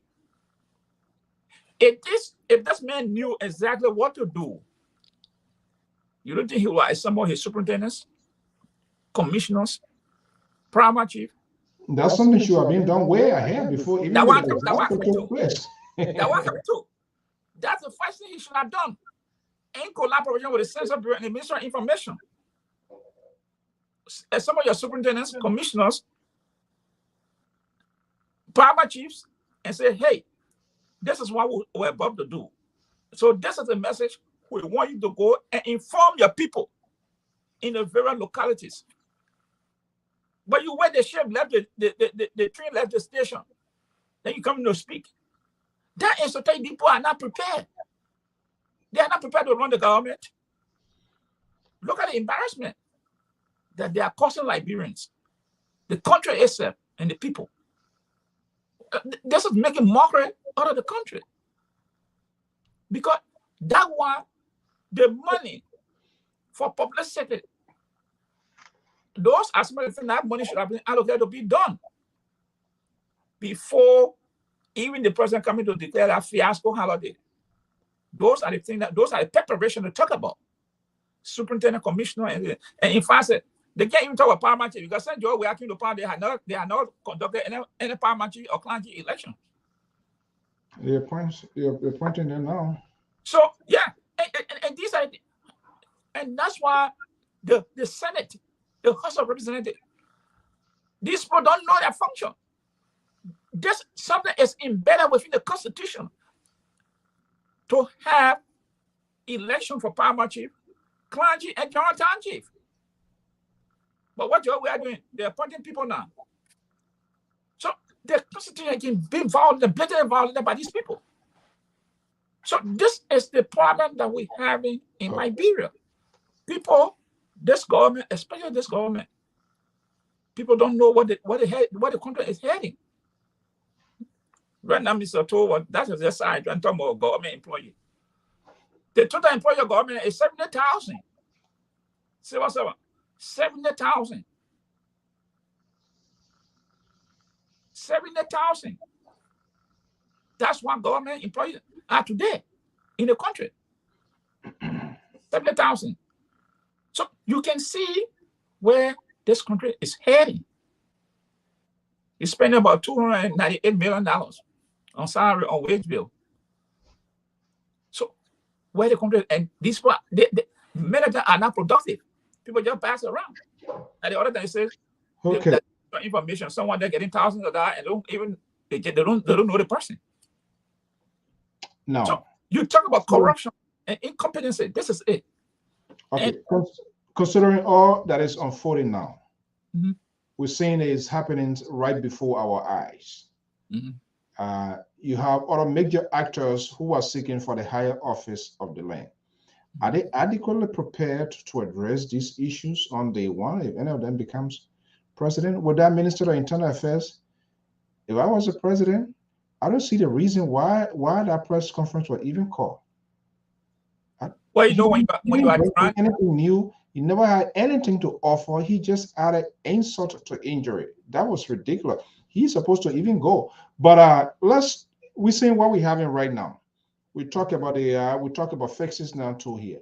Is anybody, your guy just mounted the podium too, addressing the nations with respect to this whole field process? We saw Ambassador Joseph Boyka of the Unity Party. So it looked like the two potentially it will be a neck-to-neck presence, and they are all doing everything possible to kind of like get electors on their side. What do you make of our comments address? He's for quite a while now, he's in love with the microphone, you know, dressed in its nice navy blue suit, looking presidential, and all of that, speaking on national issues. Good strategy? But that's why I've been saying that the opposition has to come up. They got to be forceful, because what is happening in the country is just unbearable for the people. And not everybody can speak. Only those who take charge of leadership can represent the people. So that's why I was saying that these political opposition leaders must be forceful coming, because this is just unacceptable for the government, for our people. I mean, look at the whole situation is a sham. Yeah? And just look, some of the things are coming mentioned. How can someone in Liberia be making $50 monthly salary, $50? That is just ridiculous. And this government, every one of them who today in power, they will all make reference that, oh, you like me. We come from the same place. And know what it means to say that you slept hungry. Those are the kind of jargon they use to cajole the people. But if you know that, Samuel Toy sat down there and cut people's salary. $50 of harmonization. $50. How can someone make $50 today in Liberia to survive? How that person going to send their children to school? And these are some of the things that are coming out that you said it's just unbearable for the people. So let's draw it sort of a prudent here, and you obviously you're going to defend Cummings, and I know the Liberal are going to take a position with Ambassador Boyka, who is really positioning themselves better prepared, talking to the issues, being persuasive, and not just only George we are. Okay, the elephant is already in the room. I was thinking how to replace the elephant. Who is really providing that narrative? Who is really pointing out those things and making that connection? The Liberal point from time to time, I say, Cummings is not connecting. Am I quoting you right? Or he's not connecting with the people? Is he still not connecting? We're seeing him moving here and there. Is he still not connecting? Mr. So, the person who is truly, from my perspective, is connecting right now, is Comey. Comey is positioning himself to take the leadership of the Republic of Liberia. Ambassador Bakai, on the other hand, it don't come across well when he attacked George Weah in such a manner by just going to talk about person upbringing. He behaved like this perhaps because of his upbringing. Those are not conversations that you, as who even without being the president, people consider you like the father of the nation. And those who are around Ambassador Bakar are not doing some good deal. I wouldn't advise him to go like that. I probably would turn it this way. Ambassador, President Weah is like a son to all of us. But his behavior right now is not something as a father that I would take lightly. I hope that he will change. Even though I'm seeking this position, but I hope he will change because he's just like a son to all of us. If you go across like that, as someone always putting yourself as father of the nation, as father of somebody, seeking the empathy of that person to be expressed fully, then I think you will do well. But if you put Ambassador Bakar and President Weah side by side right now, first thing, without you knowing, if you just come from whatever planet, you would think that Ambassador Bakar is the father of Dr. Weah. So for politics, for mere politics, to talk about somebody upbringing, it is unacceptable. Especially for someone that all of us consider to be the father for all of us. And you're going to say that about someone else who is old enough to be your son. You're supposed to be above that. And so because of these kinds of ethic that Ambassador Bakar continued to exhibit, I think Comey positioning himself real well. Don't remember, Mr. Soul, way back, Ambassador Bakar came down again. Not every woman in attire should be your woman. What's that? What we're going with that? Even if it's president, you support him, but you seem to be getting some sort of frustration kicking in him. Well, Mr. Soul, I'm a liberal. I support you, but if you do something that is not right, I will say so. Let me tell you again, I don't know these people, they don't know me. I don't want anything from them. Then what do they even have to offer me? What? What can they give me? Nothing. 5 cents they don't have to give me. But I admire Ambassador Bakar because I think he can stabilize this ship. Do you think he can still stabilize? I still think he can stabilize this ship. But here's the issue now. Here's the issue. If this kinds of conversation, the way he's going about them, if they continue like this, middle of next year, continue like this, Comey will take over. Completely take over. And guess what? Councillor Gonglo will follow Comey's lead. So I'm just saying. Before I come to you, Mr. Joe, he also spoke to the nation, and fair to say you did not listen to it, but he was making an argument. Oh, Comey? No, Ambassador Bakar was making an argument that the country is on like an autopilot. Yes. And which of course he slammed the sitting president. Right. He's away, which of course he's pointing out the facts. The president is away. But frowns on the president with this whole thing here. Is he the guy to kind of take that message? Mr. So once again, the people around Ambassador Bakar are not doing the same problem where we are.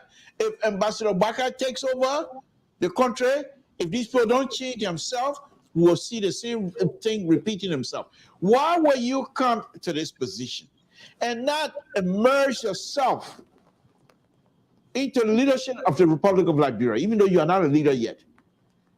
Why can you even come out? My people, they control with me. But what can we say? Our leaders, they're all young. These are young people. But the young people now, the way that's the difference between them and myself. The way they're young, like they look at the kind of way they make. We people are still hungry. Then you go and play football. Even a doctor, we are not playing. Then you're going to go play football. Who helping us now to serve our country, my people? But what we will say that the young people, and that's why some of us that are a little bit older, we will make sure we pay attention to this kind of thing. That's how you approach it. People will look at you as the father figure. But you come out and with the kind of statement he made, that would be a statement that you will make to somebody of your crowd. Not because he's a president, that does not make him your crowd.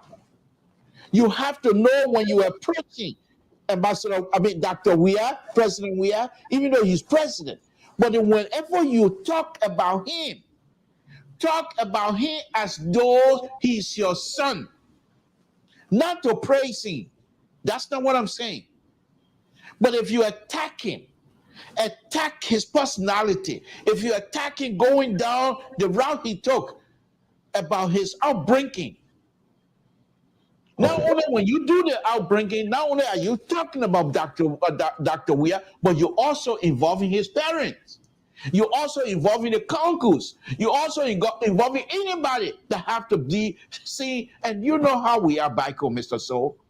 Not one person can raise you in a community. All right. I don't think this is going down with Amos George. We'll soon be wrapping up it. Mr. George, what is he delivering? Why is he missing here? No, I said it for the Baka folks. They feel that the presidency is for them, so they don't have to do anything. Mr. Cummings going engaging people in town hall meeting, talking to people and asking him questions. And he provided an idea how the country is supposed to be run. And that's why I said that this is the engagement for me. I want to see Mr. Cummings doing, talking to the voters, almost like one-to-one, engaging them, because you want something better for your country. And you have to be in contact with the people. Talk to the voters. Let them answer questions. Answer the questions. So from there, people can draw a conclusion to make some decision. But Baka, Baka doesn't care. Or now they say the president said for them, the country will just vote for it. It will just election, he will just come and win it. So this is why he's not engaged. How many times Phoebe Baka have gone to? How many companies are going to engage with people? No. So they feel that this thing is for them. And when Mr. Cummings spoke about, yesterday he highlighted about corruption in the system. Look at the news today. The guy who was in prison for the 520 kilograms of cocaine, he's out. And people are afraid now in Monrovia. They say because he took photo of the people that they call whistleblower and said that he'll go after them. And this man, they say he's out of jail. From pay, everybody got a story today that this guy is out. And they don't know how he got out. So you can see that, and this that's what Mr. Cummings was speaking about corruption. Look at the crime rate in Liberia. In Basel 2 days ago, a police officer was killed by Zocos, by alleged Zocos. In fact, yeah, talking about that, I've been getting reports from Sino today again. They called me by the network there. In the hometown of Milton TAJ, I've been told, but we yet to validate that information. I hope Superintendent, what his name, Tia or whatever, in Sano tried to reach. In fact, our understanding, literally like a convoy can take you through that. There's a guy who works with, what's the logging company, Star Wars V. It's in Sano County. Something? Patrolling something, yes, a lot. I probably, hopefully, a name comes to mind.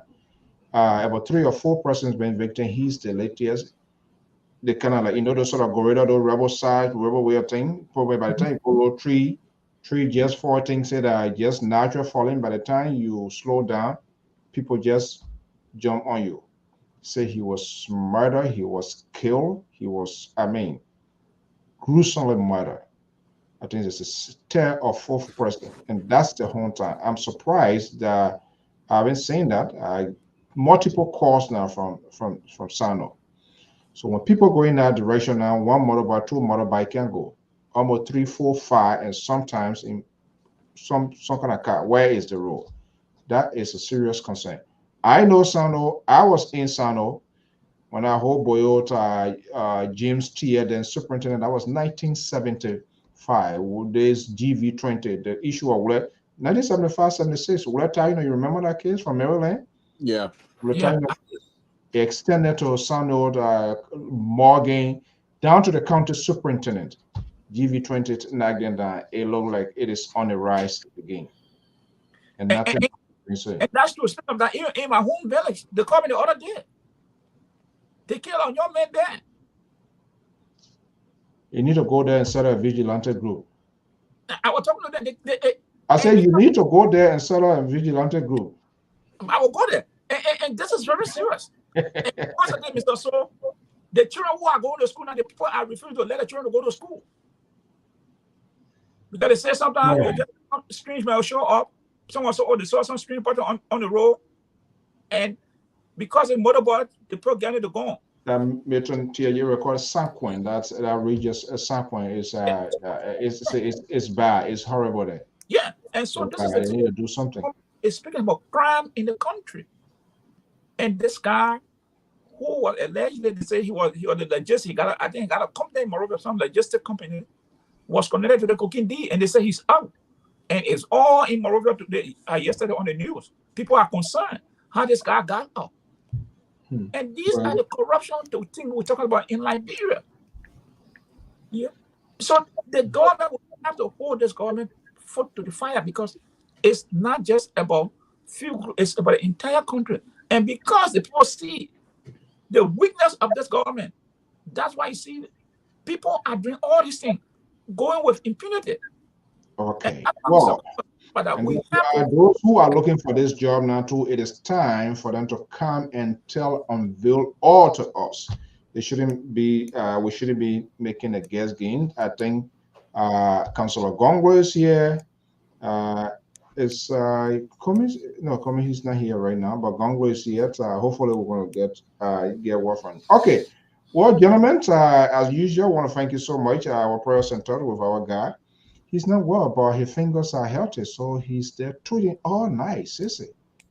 Yeah, so it's that way. I think under the weather. Well, Sissy is not well, and we pray for him. But as tonight, the Libra has been praised by everybody that comes on the platform. Who told you that? They continue to praise me and sing praises to the Libra tonight. They say I'm on fire, and I appreciate them very much. That's too. He argued that when Donald Trump was a minister, then asking them who. They said that I say, thank God you're not closer to any office too, because it'll be a disaster. The woman can say I can sing. I said the woman can ain't not the village. I said the woman can sing. The woman can say I can sing. Are you looking to see who praising you? Why you say when their chicken can say he's sweet. All right, gentlemen, thank you so much. By God's willing, everybody have a beautiful weekend. It's Sunday. I'm gonna be here. It will be interesting. I consider him one of my mentors. He is, and I will be hosting here. It's legendary Kai Gerald. He's an author and award-winning journalist. Kai Gerald. His new memoir, Liberty Hijack. The Loss of Liberty, the Device. He's the author. He's a former minister of government as well. He's currently in the USA here at Head of Diligence Communication. He's a communication expert. I'm going to be having him here, and we hope to be. I think the book is very interesting. If you have not had your hand on it, try and do so. Yeah. Because Mr. Kyra took you into the establishment of the pretty much without him naming two-way party, how Tubman were using the society to actually bring the young people of the Congo descent Congo group, using the society to bring them on board. In fact, in one of his passage, he told the people that in order that society building in Monrovia, each of the ministers at the time were asked to pay $20,000 to build it. That building cost about $800. So, Mr. Kyrie, there's a wonderful job to tell you. There's no way that we can just empty all on a one day. I think there's going to be a series of conversation here. But he will be my guest this Sunday on the Liberia Public Radio special program, the Liberia War Today. Liberia War Today brings in professionals from different backgrounds, journalists, authors, technocrats, politicians, ordinary Liberians. Nobody going to be left behind on this program, the Liberia War Today. And that program will be one of the Mr. So before you go, one of the things I'm promising myself to do once your show with Minister Kyrie is done, I will try to do the reading on each of these days that I can do by myself, and just do the reading of the book from chapter to chapter. So I think that way. Yeah. The book is actually deep. Let me just put it out here. You can find this book on Amazon. It's still available. It's a very great history. It makes you to know the the inside. I mean, there's a lot of hidden things. He really took time. My understanding, he's working on his second book. It's going to be another, you're going to be another book wrote here for the place. But at least he's a good writer. I know he worked with a lot of ministers.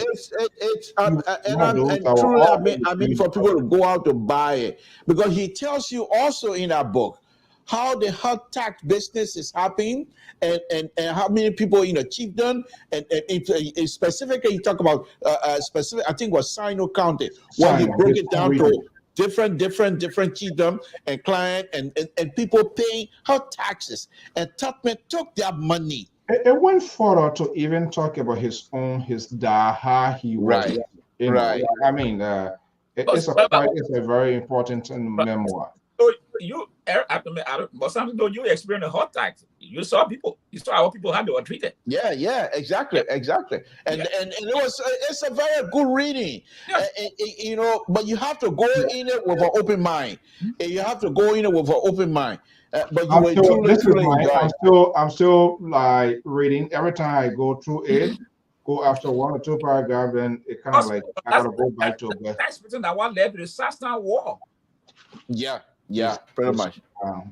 So that's that one led to the Sastan War. But we're waiting to hear from him on Sunday, and after that, we ourselves going to go ahead and go and take a dive into that book as well and start reading the public. Chapter 22, chapter 2, the dramatic assassination plot against President Tubman. Right. That's right. No, folks, go on Amazon and get this book here. I think this book will reveal a lot of information and things that I wouldn't know. So my question now, it's going to be a tough one for me. He is my mentor, one of my mentors. He got me to be this here, so I am going to be the interviewer. He's going to be the interviewer. If you come across as being soft on your matter, I will call you out. I know your journalistic attribute at this time, Mr. So, and so if you try to sweep your journalistic attribute on the rock because you have your mentor here, I will call you out. I'm a liberal. So where did you come from? Mr. So will put on the professional cap, and there will be no sentiment. No, we have had a conversation. He knows me. I don't know. He's still trying to find a way to say like he is the winner for tonight. He's trying to build the eye up his layer to make him to be the winner, which of course he's not. So I don't know. I don't know what he's trying to prove. No, I mean he knows that. We're gonna put aside everything, and we're gonna ask the inside, outside down questions. No questions is for it, and he has a right. But I think it's a Ambassador Henry Famula trial. It's also part of it's inside. Yes. That's what I said. It's going to be very interesting. He's in love with this Famula trial. I don't know. Well, yeah, he's so he loved this here so much. So yeah, No, the book is loaded. It's loaded with a lot of fascinating, a lot of revealing information in this book. There's no way that we can even do it one day. But just to warn the audience, if you buy the book, read it with an open mind. Because if you go in it and immediately try to put yourself in a country and the Congo divide, then the whole reading, you will be very upset. But if you have an open mind, you will enjoy. So anyhow, Mr. So, thank you very much for having me. Yeah, but you see, but Mr. To, the book, there's no way anybody will go in that, because what was perpetrated against our people, it was both. Like, you know the story of the frontier force. Yeah. What they did to their own people. So for me, I never tend to blame one group of people that they were responsible for, because there were other people who joined them to perpetrate that evil. And that's the consequential questions. The second part, the histories of how the loss of liberty divides Liberia. So the question I began, is Liberia still divided? Was this then or is it now? I'm waiting to see how he's going to put it into context. Gentlemen, thank you so much. Have a pleasant evening. Amos George, our man Jonathan, is not here tonight. Dr. Toto was also in class. Sissy, we wish you speedy to recovery. Well, they were not going to come on tonight. You know, the liberal was on fire. So all of these people, they're not going to come on tonight. Since on the weather, I brought from the bag yesterday. So I know you're laughing. So I hope you're campaigning for the Democrat in Georgia there.